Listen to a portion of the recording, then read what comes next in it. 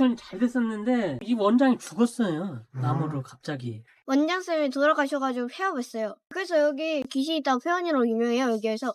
여기 아이들의 웃음소리가 가득했던 유치원이 지금은 폐허가 되어가고 있습니다. 운동장에는 자풀이 무성하고 건물 안엔 먼지 쌓인 집기들만 남아있죠. 이곳의 주인은 30대 A씨, 2019년 여기 1000평가량의 땅과 건물을 상속받았고 이후 이 부동산에는 36억 원 규모의 근저당권이 설정됩니다. 실제로 30억 가까운 대출을 받은 건데 이를 결국 갚지 못하게 되면서 해당 유치원은 경매에 붙여졌고 지금은 최초 감정가 45억 원에서 무려 30억이나 떨어진 금액의 경매가 진행 중입니다. 과연 이 비운의 유치원에는 무슨 일이 벌어지고 있는 걸까요? 충성! 전국 곳곳을 누비는 여우대장. 오늘은 경기도 용인시에 나와 있습니다. 사람들로 북적이는 용인 시내에서 차를 타고 20분 정도 이동하니 금세 높은 건물들이 사라지고 한적한 풍경이 펼쳐집니다. 여기에서 한 공동묘지 쪽 2차선 도로를 따라가다 보면 작은 아파트 단지 하나가 나오는데 오늘의 주인공은 바로 이 아파트 단지 바로 앞에 자리 잡고 있습니다. 한눈에 보기에도 꽤 연식이 느껴지는 이 건물은 한때 유치원으로 운영되던 곳입니다. 그러나 어찌된 일인지 지금은 인기척 하나 느껴지지 않고 사람의 발길도 끊긴 지는 한참이나 돼 보이죠. 건물 외벽은 얼룩덜룩 때가 타고 아이들이 뛰놀던 운동장에는 이름 모를 자풀이 무성하게 자라 있습니다. 안쪽으로 들어와 보니 그 상태가 더욱 심각한데요. 한낮에도 으스스한 분위기가 감돌고 바닥에는 낙엽과 각종 잡동사니들이 널브러져 있습니다. 이곳은 유치원 본관으로 쓰이던 2층 건물, 그런데 문이 활짝 열려 있습니다. 내부를 들여다보니 어두컴컴한 공간에 유치원 운영 당시 사용하던 집기들이 그대로 남아있는데 이제는 하나같이 먼지로 뒤덮여 다시 사용하긴 힘들어 보이죠. 건물 옆쪽 깨진 창문 사이로 보이는 급식실에는 싱크대며 냉장고가 그대로 남아있는 모습. 이런 집기들이 그대로 남아있는 걸 보니 제대로 정리할 시간도 없이 갑자기 문을 닫았나 봅니다. 이 부지에는 원래 총 3동의 건물이 있었지만 지금은 한 동이 철거되고 2동만 남아있는 상태로 건물 한 동이 철거된 자리에는 각종 폐자재들과 한때 여기가 유치원이었구나 짐작할 수 있는 물건들만 버려져 있을 뿐 사람 손길이 닿지 않은 지 수년째 전체적으로 상태가 좋지 않아 보입니다. 그래도 여기도 한때는 아이들이 웃고 떠들던 공간이었을 텐데 어쩌다 이 모양이 됐는지 궁금해진 저는 여기 주민분들을 만나 이야기를 들어봤습니다. 유치원이 잘 됐었는데 이 원장이 죽었어요. 암으로 갑자기.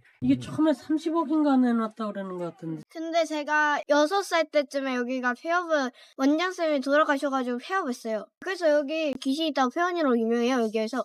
저거 유치원 뭐 되겠어 저? 근데 학원 부지이기 때문에 쉽사리 또 용도 변경은 안 될 거 아니야? 이곳의 역사는 지금으로부터 20년 전으로 거슬러 올라갑니다. 2005년 당시 50대 여성이 여기 땅을 구입하게 되는데요. 그런데 보통 수도권에서 이런 넓은 땅은 한두 푼 하는 게 아니기 때문에 은행에서 대출을 받아 구매하는 게 일반적입니다. 하지만 2005년 거래 당시 해당 토지에 근저당권이 설정되지 않은 것으로 보아 이 50대 여성은 여기 1000평에 달하는 땅을 대출 없이 구입한 것으로 보입니다. 당시 상당한 자금 여유가 있었던 것으로 추측이 되죠. 1년 뒤 이 땅에는 새로운 건물도 지어지며 사용 승인을 받았고 이후 이렇게 유치원으로 운영되어 왔습니다. 20년 전이야 지금보다 출생률도 훨씬 높았고 작지만 바로 앞에 아파트 단지도 자리 잡고 있어 나름 운영이 잘 됐다고 합니다. 하지만 7년 전쯤 여기를 운영하시던 원장님이 병으로 인해 갑자기 돌아가시면서 이 유치원은 문을 닫게 됐고 지금까지 이렇게 방치되고 있다고 합니다. 그렇게 이 유치원 건물과 부지는 흉물스러운 모습으로 변해갔고 일부 주민들 사이에서는 귀신 나온 유치원으로 불리며 잊혀져 갔죠. 그런데 그 사이 이곳 내부에서는 충격적인 일이 일어나고 있었습니다. 여기 등기부를 살펴보면 2019년 이 유치원 부지와 건물은 한 30대 A씨에게 상속됩니다. 그리고 2년 뒤인 2021년 여기 땅과 건물을 담보로 31억 2천만 원의 근저당권이 설정되죠. 이 근저당권 채권 최고액은 보통 실제 대출금의 120%에서 140% 정도로 설정되는데 이걸 역산하면 실제 채무 금액은 약 26억 원 정도로 추정됩니다. 하지만 이마저도 부족했는지 1년 뒤에는 추가 대출까지 받게 됩니다. 그렇게 이 유치원을 담보로 금세 30억 원 정도의 대출이 생긴 것인데, 이 30억 원이라는 대출 연이율 5%만 잡아도 한 달 이자가 1250만 원. 일반인들은 상상만 해도 눈앞이 캄캄해지는 금액이죠. 물론 이 상속인이 이렇게나 많은 대출금으로 뭘 했는지는 정확히 알 수 없지만, 결국 A씨는 대출을 감당하지 못하게 되었고 2023년 이 952평 토지와 연면적 400평 유치원 건물은 경매에 붙여지게 됩니다. 이곳의 최초 감정가는 무려 45억 8천만 원으로 평가됐는데, 이후 3개월 만에 3번이나 유찰되면서 최저가는 최초 감정가 대비 30억이나 빠진 15억 7천만 원까지 떨어졌고, 지난 2024년 최종 28억 원에 낙찰됩니다. 하지만 여기서 놀라운 건 이 낙찰자가 1억 원이 넘는 입찰 보증금을 포기하면서까지 잔금 납부를 하지 않았다는 사실입니다. 그렇게 이 유치원은 다시 경매 시장에 나와 새로운 주인을 찾고 있죠. 그렇다면 앞서 이 유치원을 낙찰받은 사람이 여기를 포기한 이유는 뭘까요? 예상했던 것과 달리 대출이 나오지 않아 잔금을 납부하지 못했을 수도 있지만, 낙찰 이후 뒤늦게 큰 문제점을 발견해 포기했을 가능성도 배제할 수 없습니다. 이 토지 정보를 찾아보니 여러 규제에 묶여있는 모습, 개발은 가능하지만 상당히 제한적입니다. 그리고 애초에 이 건물은 교육연구 및 복지시설로 허가를 받았기 때문에 이걸 싸게 낙찰받는다 해도 기존처럼 유치원을 운영하거나 용도 변경을 해야 하는데, 이런 시설은 노유자 시설로 지정되어 있어 용도 변경도 쉽지 않은 경우가 많습니다. 그렇다고 유치원을 계속 운영한다?